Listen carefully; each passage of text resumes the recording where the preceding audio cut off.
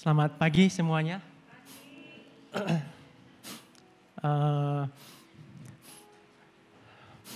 Gak tahu, tadi pagi saya pas mau khotbah kaki tangan dingin semua. Mungkin tegang ya. Udah lama kayaknya juga nggak ada di mimbar ini, tapi saya renungkan lagi bahwa memang semua karena anugerah Tuhan. Bapak Ibu ya, semua karena kebaikan Tuhan. Kami semua yang melayani di sini, depan sini bukan karena kami mampu, bukan karena kami punya lebih daripada apa yang Bapak Ibu punya, tapi karena anugerah dan kebaikan Tuhan. Nah, kalau kita ada di sini, kita lakukan hanya karena kebaikan Tuhan. Kita senang ada di rumahnya, amin. Kita senang bersama dengan anak-anaknya. Oke, saya mau buka dengan satu cerita dulu, mungkin ya mudah-mudahan ada batasan waktu. Memang saya kadang-kadang kalau udah di sini lupa, jadi firmannya lama sekali, jadi saya tetap minta tolong sama istri saya untuk kasih tanda kalau udah 30 menit. Jemaat juga boleh kasih tanda kalau udah terlalu lama ya. Begini. It's okay, gak ada masalah buat saya. Saya mau kasih satu cerita begini. Hari ini saya mau sampaikan satu firman, tema kita bulan ini kan dari Pastor Diki itu mengenai kekudusan. Ya, saya belajar bahwa di dalam hidup kita itu mengalami satu proses namanya pengudusan. Ya, kekudusan itu bukan sesuatu yang sifatnya itu dan selesai, saya hari ini kudus, tidak. Tapi Tuhan terus melakukan proses pengudusan dalam hidup kita setiap hari. Sampai nanti kita pulang ketemu dengan Dia dan itu akan menjadi sempurna. Saya jadi ingat bahwa satu cerita begini, ceritanya agak private sedikit, tapi saya pikir ini oke ya untuk menggambarkan. Saya cari cerita yang lebih pas, tapi kayak agak susah aja. Saya mau cerita begini. Setelah saya menikah, dan kemudian ya jelas saya akhirnya punya istri, punya anak. Kemudian ada satu pola yang baru yang saya perlu rubah. Terutama anak saya perempuan semua, 2 orang. Yaitu pada waktu saya buang air kecil. Buang air kecil itu dulu waktu saya sendiri, ya mohon maaf nih saya ceritakan ya agak ya, tapi itu kita laki-laki berdiri ya.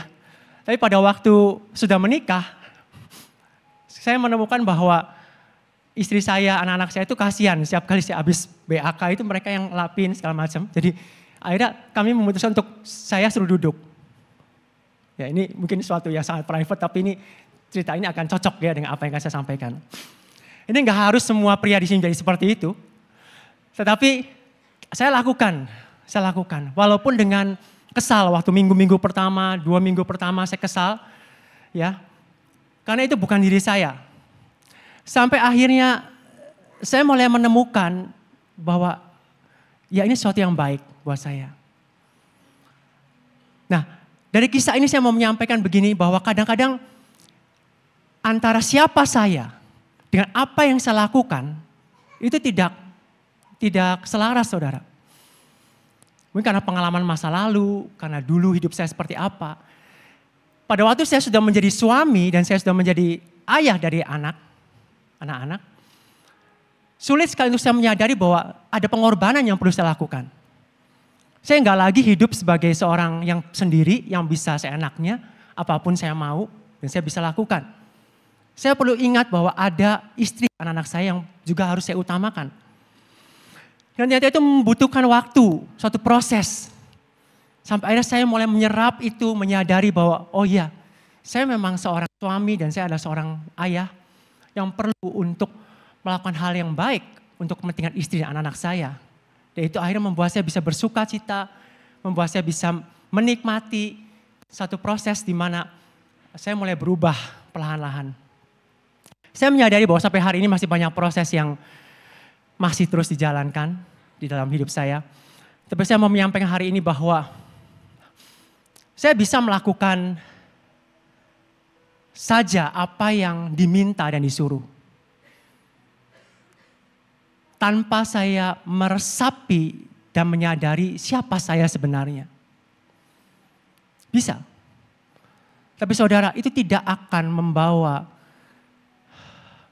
sukacita. Tidak akan membawa damai sejahtera. Yang ada adalah kesal, kemarahan, frustrasi saudara. Yang akhirnya berujung kepada kecewa.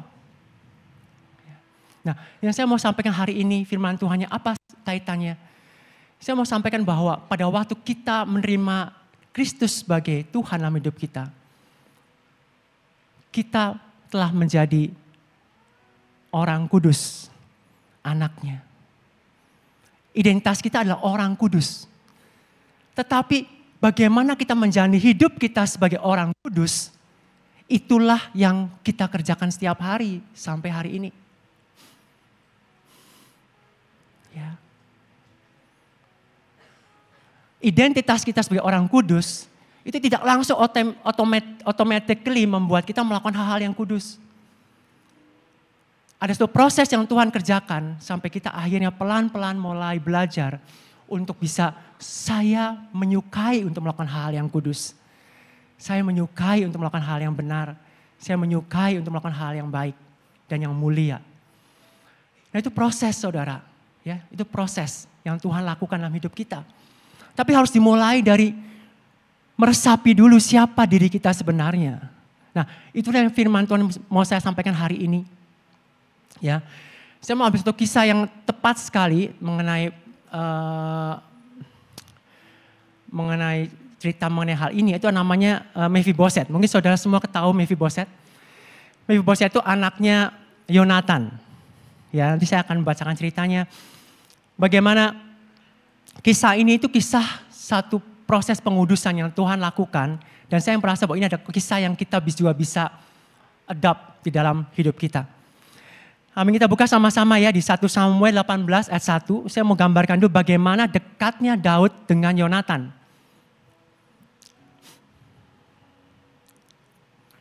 1 Samuel 18 ayat 1 sampai ayat yang keempat. Ketika Daud habis berbicara dengan Saul, berpadulah jiwa Yonatan dengan jiwa Daud.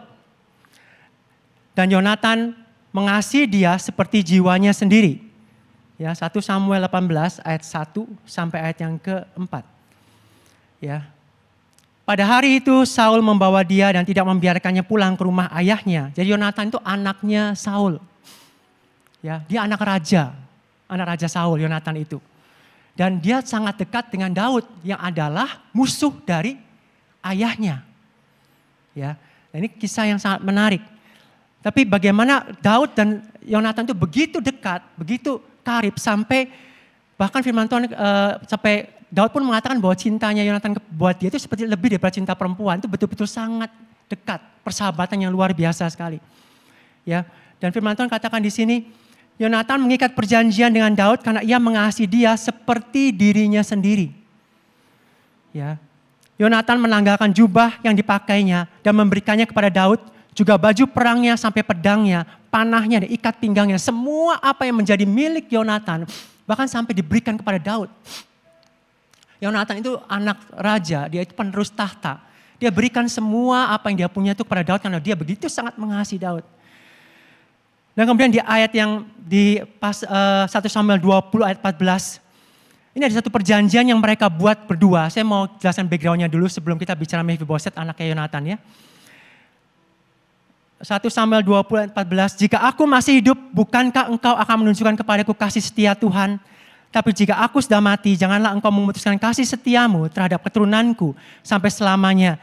Dan apabila Tuhan melenyapkan setiap orang dari musuh Daud, dari muka bumi, janganlah nama Yonatan terhapus dari keturunan Daud. Melainkan kiranya Tuhan menuntut balas daripada musuh-musuh Daud. Dan Yonatan menyuruh Daud sekali lagi bersumpah demi kasihnya kepadanya sebab ia mengasihi Daud seperti dirinya sendiri. Bagaimana mereka berdua punya perjanjian bahwa kalaupun sampai nanti Yonatan meninggal, anak-anak Yonatan itu akan ada di dalam pengasuhan dan dalam perhatian Daud. Begitupun kebalikannya. Mereka begitu sangat intim satu sama yang lain. Nah, singkat cerita akhirnya apa yang terjadi? Terjadilah waktu di mana Yonatan dan Saul mati di dalam peperangan. Singkatnya, ya, mereka mati dalam peperangan, akhirnya kerajaannya goncang dan kita masuk ke 2 Samuel 4 ayat 4. Saya ini jelaskan agak lebih cepat sedikit. 2 Samuel 4 ayat 4. Yonatan anak Saul mempunyai seorang anak laki-laki yang cacat kakinya. Ia berumur 5 tahun. Ketika datang kabar tentang Saul dan Yonatan dari Israel, inang pengasuhnya mengangkat dia pada waktu itu, lalu lari, tapi karena terburu-buru larinya, anak itu jatuh dan menjadi timpang. Ia bernama Mephiboset. Mephiboset itu cucu raja. Pada waktu ada kabar bahwa kakeknya, Raja Saul itu mati, dan kemudian papahnya Yonatan juga mati, dan kerajaannya pasti akan diambil alih oleh seorang yang namanya Daud, yang adalah musuh dari kakeknya. Singkat cerita waktu itu, kerajaan itu begitu goncang, dan akhirnya inang pengasuhnya Mephiboset itu, dia berlari ketakutan, kemudian jatuh sampai Mephiboset itu cacat kakinya dan timpang. Ya. Saudara bayangkan di sini bahwa Mephiboset itu 5 tahun. Tuhan katakan 5 tahun dia pernah mengalami masa-masa di mana dia menikmati waktu bersama dengan ayahnya, mungkin tinggal dengan kakeknya. Dia pernah tinggal dalam kerajaan selama 5-6 tahun, saudara. Ada kenangan dalam diri dia sebagai cucu raja itu seperti apa? Dia dirawat, dia dikasihi, dia diperhatikan, dia disayang. Tapi tiba satu hari waktunya di mana kekacauan itu terjadi. Sesuatu yang tidak pernah dia inginkan terjadi. Dia direnggut keluar dari semua memori dia yang baik. Dari semua kenangan dia yang indah. Dia tarik keluar dengan paksa. Dan bukan hanya ditarik keluar, tapi terjadi namanya tragedi. Tragedi yang terjadi bukan karena kesalahannya sendiri. Tapi tragedi yang terjadi karena kesalahan dari seorang yang seharusnya merawat dan memelihara dia. Pada waktu saya merenungkan kisah ini, bukankah itu sebagian besar yang terjadi dalam hidup saudara saya? Bahwa dalam skala yang berbeda, besar atau kecil, dalam bentuk yang berbeda, kita punya pengalaman masa lalu di mana kita mungkin mengalami kehancuran, mengalami suatu yang trauma atau sakit yang terjadi karena sebenarnya orang-orang yang sebetulnya seharusnya paling sayang sama kita, mereka yang paling menyakiti kita. Orang yang seharusnya paling merawat kita dan paling memperhatikan kita, ternyata mereka jugalah yang memberikan luka dalam hidup kita. Lalu kenapa mereka melakukan itu? Karena mereka juga mengalami hal yang sama. Mereka bisa melukai kita karena mereka juga dilukai oleh seorang yang seharusnya merawat dan mengasihi mereka. Orang yang memperhatikan mereka dan mereka terluka dan akhirnya mereka juga melukai kita.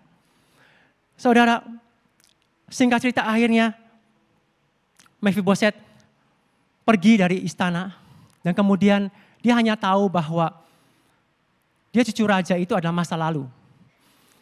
Dan dia sekarang ada timpang dan kemudian dia tidak punya masa depan, tidak punya pengharapan.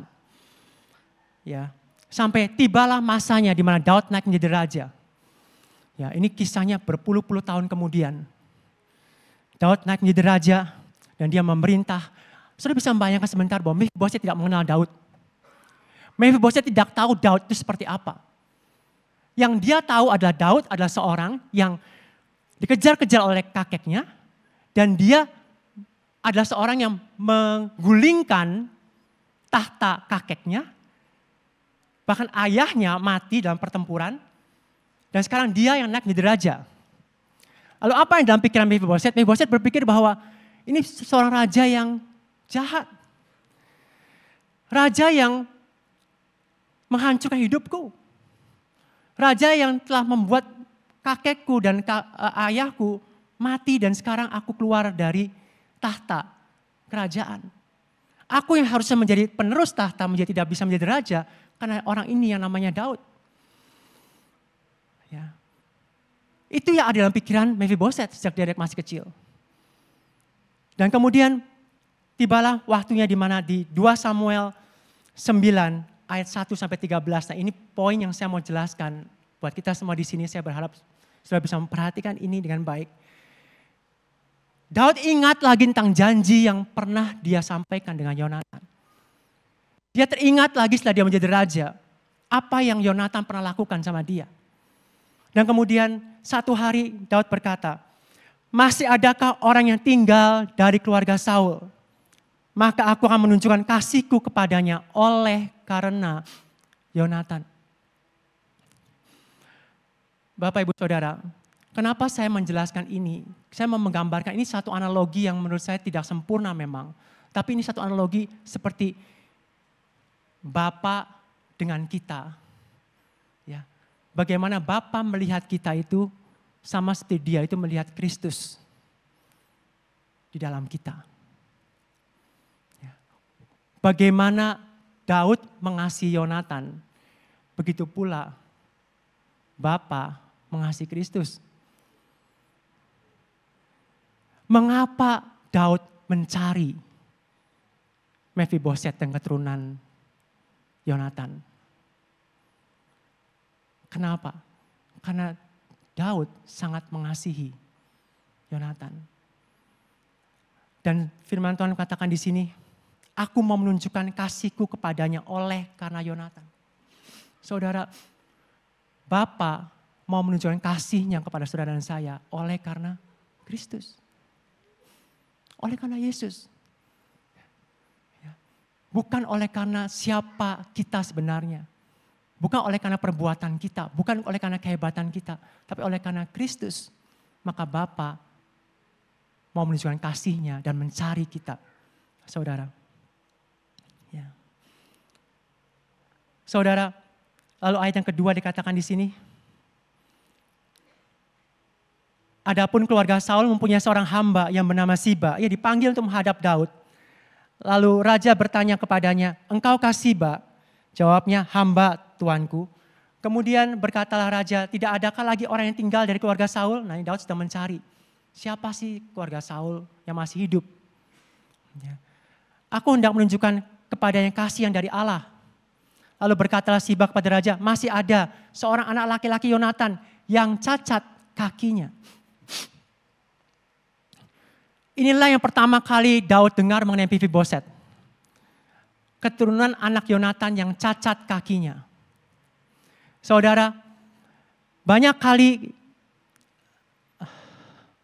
karena luka, karena kehancuran hidup kita di masa lalu, kita sampai lupa bahwa kita itu punya nama. Dan nama kita itu dikasih sama orang tua itu bagus semuanya. Banyak kali yang muncul itu hanya sebutan, hanya cap. Ya. Siba menyebutnya yang cacat kakinya. Daud bertanya, adakah orangnya?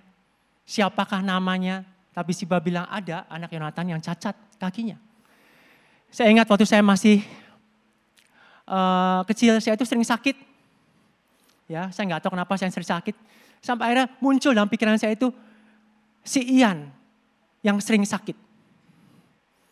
Capnya sering sakit. Dan sampai hari ini itu terus pergumulan buat saya untuk saya meyakini bahwa saya itu sehat. Saya itu bukan si penyakitan yang gampang sakit. Dan itu masih terus saya bangun sampai dengan hari ini saudara. 50 tahun umur saya. Tapi saya masih terus membangunnya untuk supaya saya menyadari bahwa Tuhan telah memberikan kepada saya itu kesehatan. Saya bukan yang dulu, yang kecil, yang sering sakit. Tapi karena saya sering sekali sakit, setiap bulan saya sakit. Dan saya dicap itu sebagai anak yang sering sakit. Dan saya punya pemikiran bahwa badan saya itu lemah dan mudah sekali terserang penyakit. Dan itu menimbulkan satu konsep dalam pikiran saya bahwa ya itulah saya. Apalagi tambah lagi saya itu seorang yang merasa diri saya lemah dan kemudian saya pemalu. Ya, saya mungkin pernah sharingan juga di sini di khotbah. Orang-orang menyebut saya itu si pemalu. Teman-teman di sekolah menyebutnya pemalu. Sampai akhirnya kalau saya berjalan, saya nggak pernah berjalan mengangkat wajah. Saya selalu menundukkan wajah saya. Karena saya memang pemalu. Itu yang saya percaya. Kita mungkin seringkali dengar diri kita disebut sebagai apa saudara? Tapi Mephiboset disebut sebagai si cacat kaki. Si pembuat masalah. Si pemabok. Si pemarah. Si pemberontak. apapun, saudara. Orang seringkali mencap kita seperti itu atau bahkan diri kita sendiri yang mencap kita seperti itu. Ya. Itu juga yang Mephibosheth dapatkan. Ya. Lebih daripada namanya, dia lebih dikenal sebagai si yang cacat kaki. Kemudian Daud bertanya di ayat yang keempat, tanya raja kepada Siba tadi, di manakah ia? Daud gak peduli mau cacat kakinya. Gak peduli ini orang nih mau kayak gimana. Tapi yang saya tahu bahwa di dalam diri orang ini ada darah Yonatan. Ada darah Saul. Seorang yang sangat dikasihi Daud. Saya mau ketemu dia. Saya mau menunjukkan kasihnya kepadanya. Sama seperti Allah Bapa mengasihi kita, saudara. Kita kadang datang kepada Bapa dengan kita bilang bahwa saya adalah orang si A. Saya itu si ini. Saya itu si ini. Saya itu si ini. Dan banyak sekali argumen, excuse yang membuat kita sepertinya merasa bahwa saya nggak pantas untuk bisa mendekat dan dipakai oleh Tuhan. Tapi Bapa bilang, tidak, di mana dia? Di mana kamu? Saya mau ketemu sama kamu. Saya nggak peduli kamu mau seperti apa, karena aku mengasihi kamu karena Kristus yang ada di dalam kamu. Apa yang membuat Daud insist memaksa untuk mencari Mephibosheth? Yang waktu itu disebut si timpang kakinya.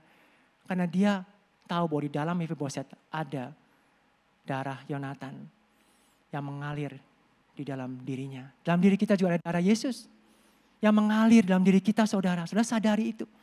Saat kita terima Yesus di kayu salib dan percaya bahwa pekerjaannya adalah untuk kita. Saudara sudah memiliki darah, satu daging dengan dia.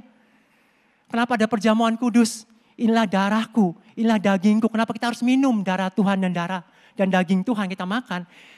Supaya Tuhan memberitahu pada kita bahwa engkau itu sudah satu darah, satu daging dengan aku. Dagingmu adalah milikku. Darah dalam dirimu adalah darahku.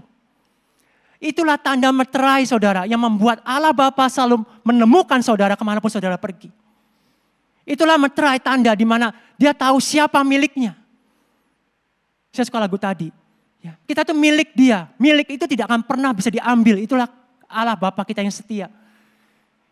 Ya, seperti hiu yang selalu tahu saat ada darah yang mengucur di dalam air laut. Dan kemudian dia mencium bau itu. Dan kemudian dia mengejar kemanapun sumber darah itu. Mohon maaf, saya analogi bukan Allah Bapa seperti hiu ya. Tapi seperti itu juga pada waktu ada darah Kristus dalam diri seseorang. Dan dia menerima Yesus sebagai Tuhan. Saudara, ini bukan lagi tentang saudara. Ini tentang dia yang akan mengejar saudara dan akan mendapatkan saudara. Dan dia tidak akan pernah menyerah untuk melihat bahwa saudara dipulihkan dan diubahkan menjadi seperti anaknya. Saudara, darah saudara itu bukan darah biasa, darah Kristus. Mephibosheth gak pernah menyadari bahwa di dalam dirinya ada darah raja. Mephibosheth gak pernah menyadari bahwa dalam dirinya ada darah yang mengalir, darah Yonatan, darah Saul. Ya. Nah, singkat cerita berikutnya di bawahnya, tanya raja kepadanya, di manakah ia? Lalu Ziba berkata kepada raja, dia ada di rumah Makir bin Amil di Lodebar. Lodebar itu satu tempat yang disebutnya Lodebar. Lo itu kalau lo itu tanpa biasanya artinya. Lodebar itu tanpa padang rumput. Saya nggak tahu tempat ini sampai disebut tempat yang tanpa padang rumput. Bahkan dalam bahasa, saya buka di dictionary-nya, nothing, no word, ya, no pastures. Tempat ini begitu buruk sampai tidak ada kata-kata yang bisa disebut gitu. Saya pikir di Indonesia kita bersyukur banyak tempat yang walaupun di pelosok manapun ada suatu kelebihannya yang kita bisa ngomong. Tapi Lodebar itu tempat yang no word sampai, oh apa ya, di tempat itu ada apa sih? Kata-kata apa yang saya bisa ngomong tentang tempat itu? Begitu buruknya tempat itu. Nah, bagaimana? Nah, ternyata Mephibosheth itu dibawa ke sana. Ke tempat yang sangat buruk, bahkan sampai tidak ada padang rumput di sana. Tempat yang sangat kering, tempat yang sangat sulit, saudara. Tetapi Daud meminta untuk hamba-hambanya menjemput Mephibosheth datang ke kerajaan. Di ayat yang kelima, setelah itu Raja Daud menyuruh mengambil dia dari rumah Makir bin Amil dan dari Lodebar. Dan Mephiboset bin Yonatan bin Saul masuk menghadap Daud. Ia sujud dan menyembah. Nah, sampai situ dulu. Saudara bisa membayangkan, pada waktu Mephiboset ada di dalam rumah Makir, kemudian datanglah sepasukan raja. Masuk ke daerah yang mungkin gak pernah tuh pasukan raja sampai, namanya Lodebar. Tempat yang sangat tidak diinginkan oleh siapapun. Tapi saya percaya pada waktu pasukannya Daud datang, itu tidak cuma satu orang datang, tidak. Itu datang beberapa orang untuk menjemput. Dengan pasukan berkuda, dengan beberapa pengawalnya datang untuk menjemput. Dan dia mencari mana anaknya Yonatan. Mana anaknya Yonatan. Kira-kira pada waktu Mephiboset mendengar itu, apa yang muncul dalam pikirannya? Wah, inilah hari akhir saya. Akhirnya saya sembunyi di tempat ini. Berpuluh-puluh tahun, ketahuan juga saya ada di sini. Karena di zaman itu, seorang pengganti tahta yang menggulingkan tahta sebelumnya pasti akan menghabisi semua keturunan dari raja sebelumnya. Ya, supaya kerajaan tidak diambil alih lagi. Ya, dan Mephi begitu ketakutan pasti dan begitu cemas, begitu khawatir sampai akhirnya ketahuan tempatnya. Dan mungkin pengawal itu bilang, "Hei kamu anaknya Yonatan?" "Ya betul, aku mau jemput kamu untuk ketemu sama raja." Raja Daud yang dikejar-kejar oleh kakeknya. Dan yang menggulingkan tahta ayahnya dan kakeknya. Saya nggak kebayang sama perjalanan dari rumah Makir sampai ke kerajaan apa yang dialami Mephi. Saya pikir dia mengalami depresi pasti, stres. Dia mungkin mau lari tapi kakinya pincang. Mungkin dia sempat mau lari tapi mungkin sama tentara-tentara diangkat, ya, dipapah sampai akhirnya dia udah nggak bisa memberontak, dia udah nggak bisa kabur lagi dan dibawa. Dia menolak mungkin, dia marah, dia meronta, dia tahu bahwa ini saya akan dihukum, saya pasti akan mengalami sesuatu yang buruk. Ya, pada waktu saya ketemu sama raja ini.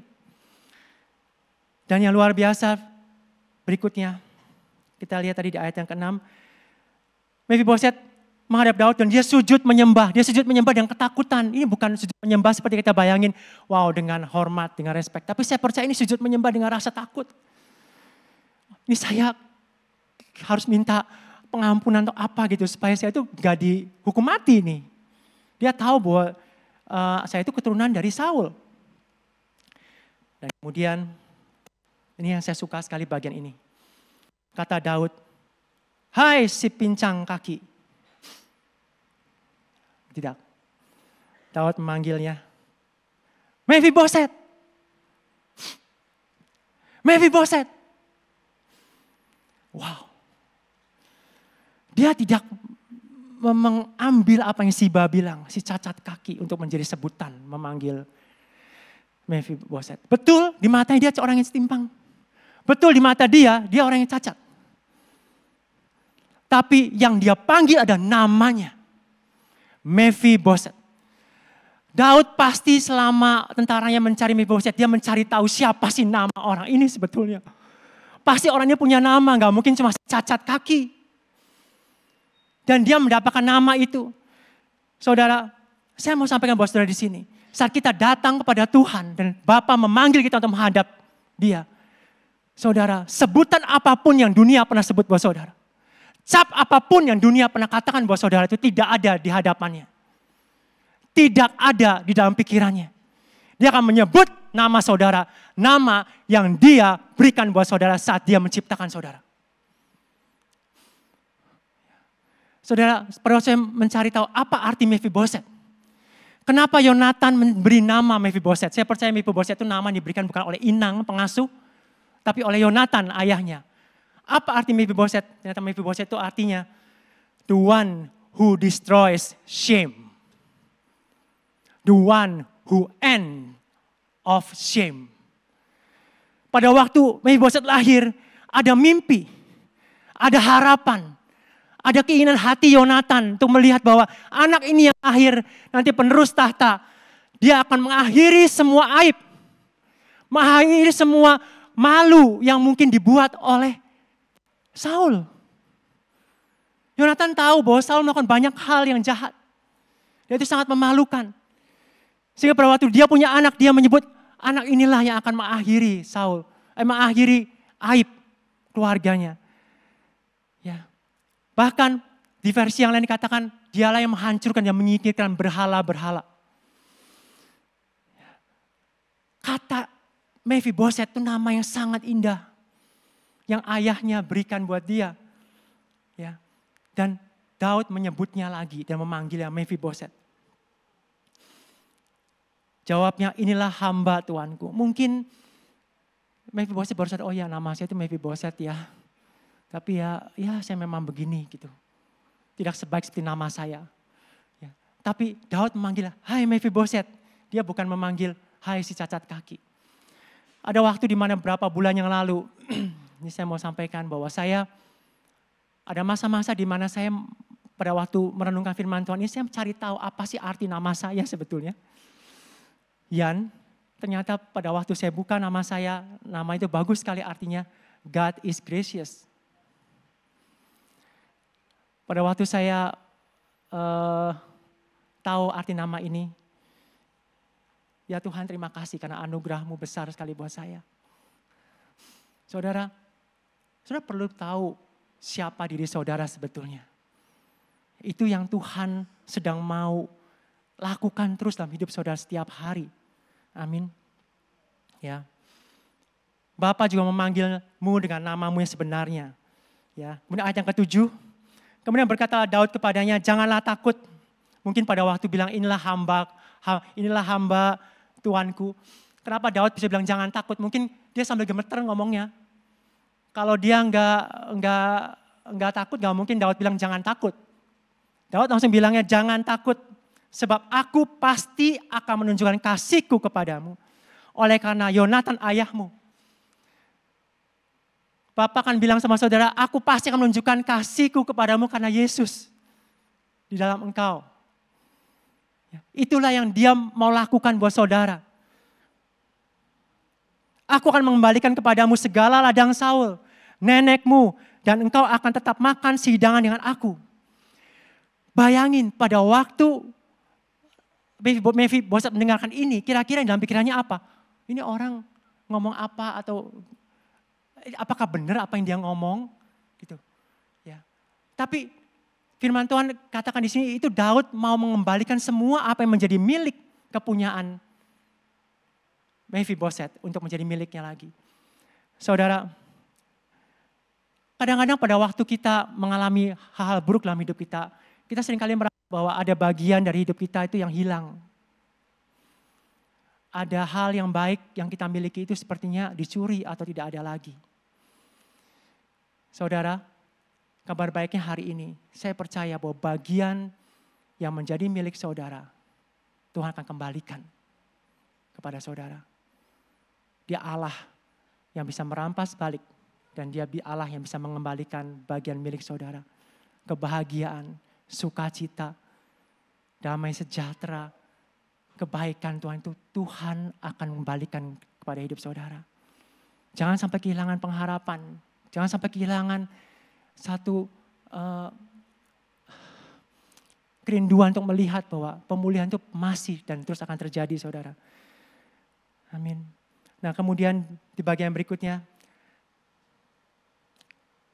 Daud bukan hanya mengembalikan segala kepunyaan Mephi, tapi Daud juga mengatakan di sini, engkau akan tetap makan sidangan dengan aku. Nah ini menarik sekali kata-kata ini. Tetap makan sidangan dengan aku. Mephiboset makan dengan raja dan makan makanan raja. Setiap hari. Ya. Saya akan masuk ya ke ayat yang ke-8. Nanti saya akan jelaskan poin ini berikutnya. Di beberapa poin yang akan saya jelaskan. Tapi saya akan masuk ke ayat 8 dulu. Lalu sujudlah Mephiboset dan berkata, apakah hambamu ini sehingga engkau menghiraukan anjing mati seperti aku? Jadi apa yang disampaikan oleh Daud itu sepertinya tidak connect kepada Mephi. Dan Mephi bilang bahwa aku itu anjing mati. Padahal Daud sudah bilang bahwa kamu itu Mephiboset. Kamu akan mendapatkan kembali semua hak kerajaan yang kamu miliki. Dan bahkan kamu akan makan sidangan dengan aku. Tapi Mephibosheth tidak mendengar itu. Dia masih merasa bahwa saya itu anjing mati gitu. Apa bagianku, kenapa aku pantas menerima itu? Ya. Lalu raja memanggil Sibah hamba Saul itu dan berkata kepadanya, segala sesuatu yang adalah milik Saul dan milik seluruh keluarganya, aku berikan kepada cucu tuanmu ini. Daud tidak menghiraukan apa yang Mephibosheth katakan tentang anjing mati. Tapi dia malah memanggil Sibah dan bilang bahwa ini semua yang menjadi milik kepunyaan dia, berikan kepada dia. Ini adalah cucu tuanmu. Daud kembali menarik identitas yang benar. Bahwa dia itu bukan anjing mati. Dia cucu raja. Dia itu cucu raja. Dan dia berhak untuk mendapatkan bagian yang hilang selama ini. Amin. Ya. Saya percaya sekali demikian juga dengan hidup kita selama kita ada di dunia ini. Ada namanya satu proses, namanya proses pengudusan saudara. Sanctification. Pada waktu saya renungkan firman Tuhan ini, saya akan baca proses pengudusan itu proses yang seperti apa? Proses mengembalikan kita seutuhnya pada siapa kita sebenarnya. Saat kita diciptakan dan kita dijadikan oleh Bapa kita di surga. Ya. Banyak kali kita pada waktu menjalani hidup kekristenan selalu banyak kata, gak boleh ini, gak boleh ini, gak boleh ini, gak boleh ini, gak boleh ini, gak boleh ini. Dan kita berusaha untuk melakukannya, betul. Tapi rasanya sulit sekali untuk kita bisa melakukannya. Dan kita tetap melakukannya. Dan bahkan kita susah sekali bersuka cita untuk kita bisa melakukan hal yang baik itu. Karena apa? Karena kita tidak menyadari sepenuhnya. Ada satu step yang terlewat. Ada satu langkah yang sebelumnya yang terlewat. Yaitu resapi dulu siapa sebetulnya saudara dan saya. Saya percaya pada waktu Mephibosheth ada dalam istana Daud, dia gak langsung bisa makan seperti anak raja. Ya. Dia pasti perlu waktu untuk bisa makan seperti raja. Dia mungkin lupa mandi. Ya. Padahal anak raja itu harus mandi setiap hari. Betul? Dan pada waktu ketemu sama orang dia harus pakai baju yang proper. Ya, mungkin dia lupa bahwa makan itu harus di atas meja. Ya, ada waktu-waktu di mana dia makannya masih duduk di bawah meja mungkin sambil jongkok pakai tangan. Ya.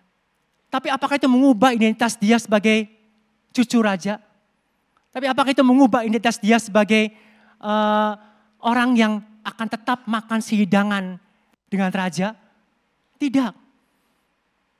Dia tetap cucu raja, tetapi dia sedang mengalami satu proses untuk menjadi cucu raja, bagaimana cara hidupnya. Ya. Sama seperti kita saudara, jangan pernah menyerah, jangan pernah untuk menjadi frustrasi. Ya. Percaya saudara bahwa ini semua akan tetap terus terjadi dalam hidup saudara dan saya. Mungkin hari ini saudara pikir, saya masih seperti ini kok, saya melayani. Saya kok masih seperti ini kok, saya kok sepertinya apakah pantas saya tetap ke gereja. Saya tetap untuk melakukan hal yang baik gitu. Tapi saya mau sampaikan bahwa saudara bahwa beberapa waktu yang lalu Pastor Diki sempat sampaikan bahwa gereja kita adalah gereja yang home church. Gereja yang percaya bahwa tidak ada yang sempurna dalam diri kita. Tetapi Tuhan sedang melakukan satu proses pengudusan hari demi hari. Sampai akhirnya kita menjadi seperti siapa kita sebenarnya di hadapan Tuhan. Oke, nah kita masuk ke poin yang nomor 1 aja langsung. Ya. Setiap saat sadari, resapi, ingatkan diriku sendiri dan hidupi siapa aku yang sesungguhnya. Ya.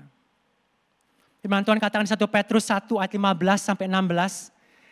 Tapi hendaklah kamu menjadi kudus di dalam seluruh hidupmu, sama seperti Dia yang kudus, yang telah memanggil kamu, sebab ada tertulis, kuduslah kamu, sebab aku kudus.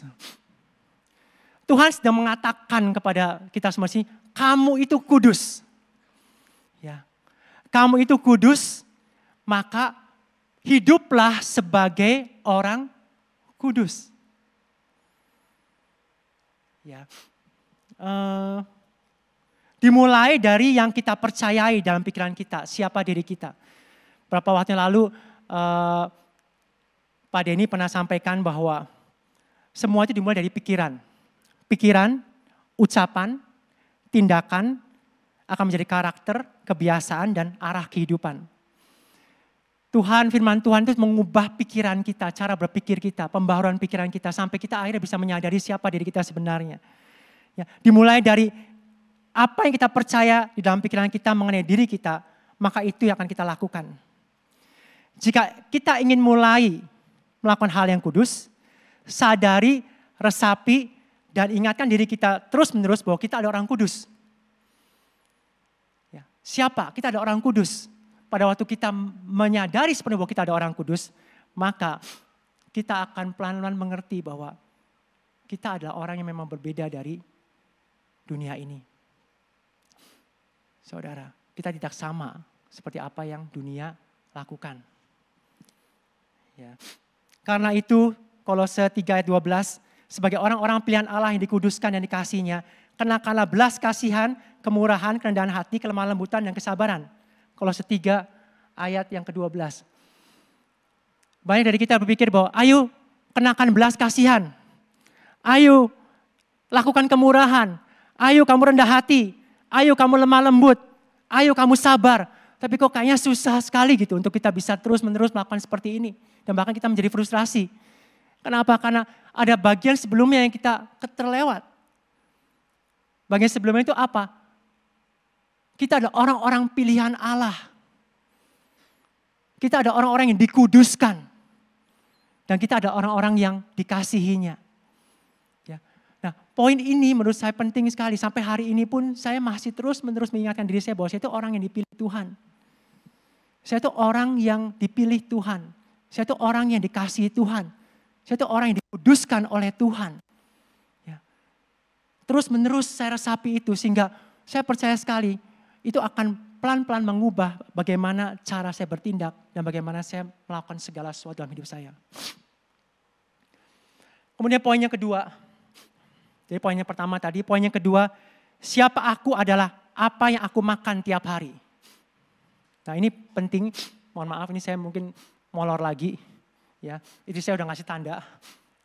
Tapi ini malah poin yang penting ini malah saya pikir terlewat, saya terlalu bicara terlalu banyak tadi sebelumnya. Tapi saya mau sampaikan di sini ya, poin yang kedua, ini berarti siapa aku adalah apa yang aku makan tiap hari. Bahasa Inggrisnya, you are what you eat. Nah ini penting, saudara. Kenapa tadi firman Tuhan katakan di ayat 13, demikianlah Mephiboset itu akhirnya makan sehidangan dengan raja. Makan sehidangan dengan raja. Artinya dia makan dengan raja setiap hari dan dia makan makanan raja. Nah, apa yang saudara makan itu penting akan membuat saudara menjadi apa. Kalau kita kalau Mephiboset masih makan makanan sewaktu dia di Lodebar, akan sulit sekali untuk dia menjadi anak raja. Tapi makanannya adalah makanan raja.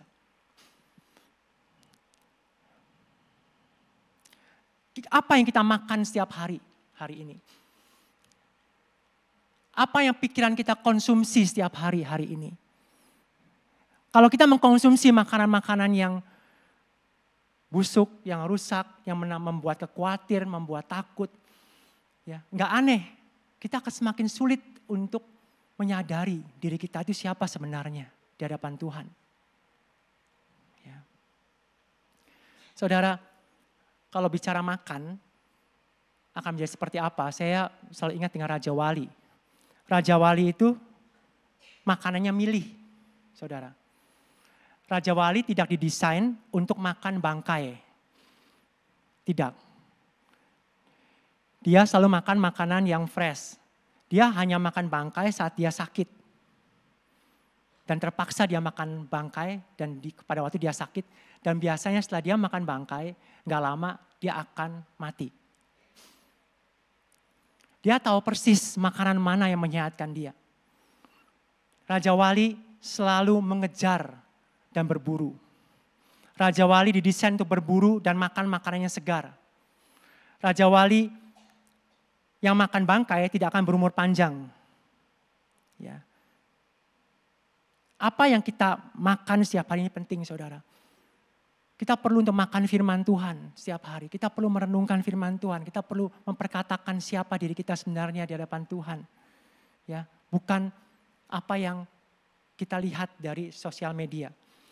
Dan kemudian poin yang ketiga,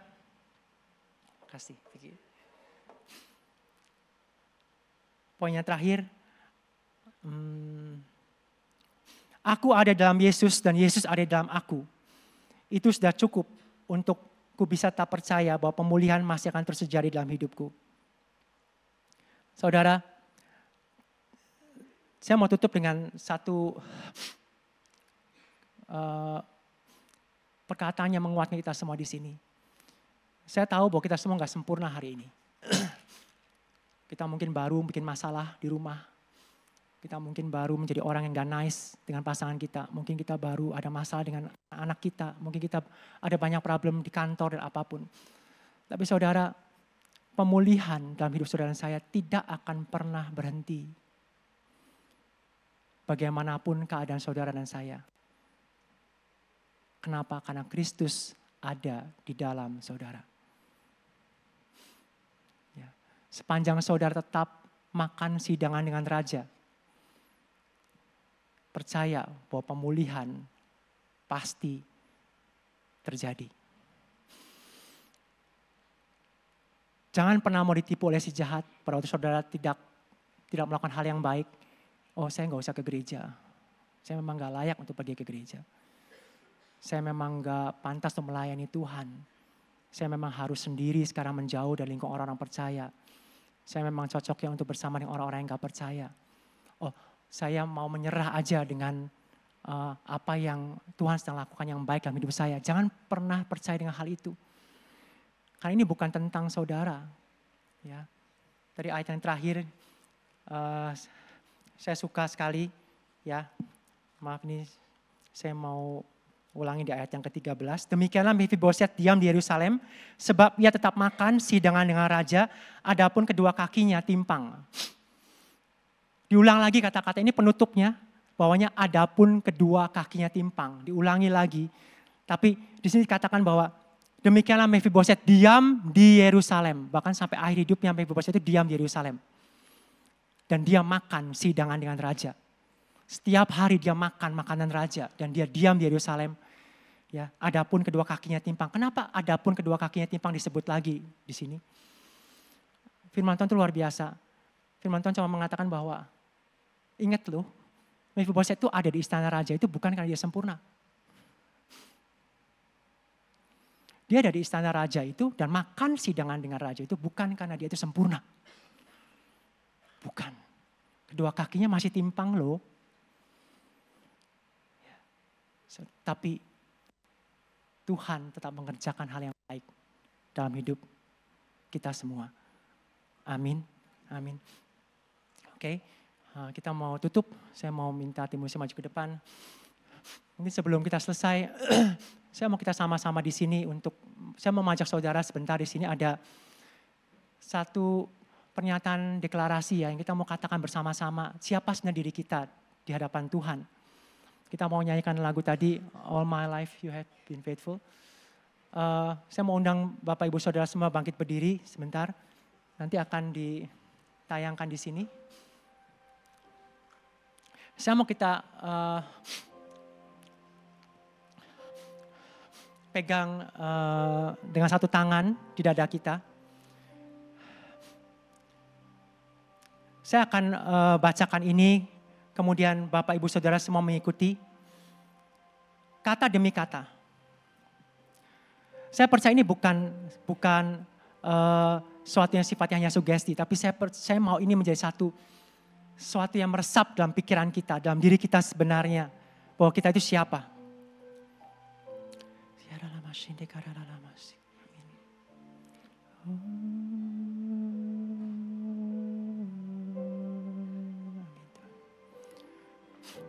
Bapak terima kasih sekali lagi untuk pagi hari ini untuk firman-Mu.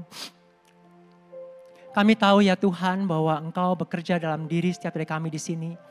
Biar pada waktu kami pulang kami bisa menyadari lagi Tuhan. Siapa sih sebenarnya kami Tuhan di hadapan-Mu. Bahwa kami adalah orang-orang yang kudus Tuhan, orang-orang yang sudah dipilih dan dikasihi oleh Engkau.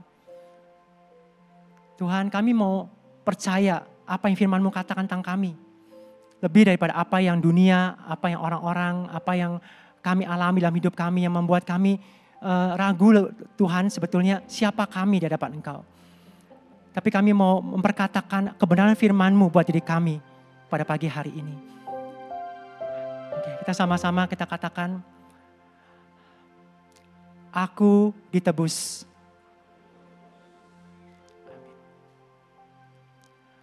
Aku diampuni. Amin. Aku dikasihi. Amin. Aku kudus. Amin. Aku dipanggil dan dipilih oleh Allah pencipta langit dan bumi untuk melakukan pekerjaan yang mulia di dunia ini.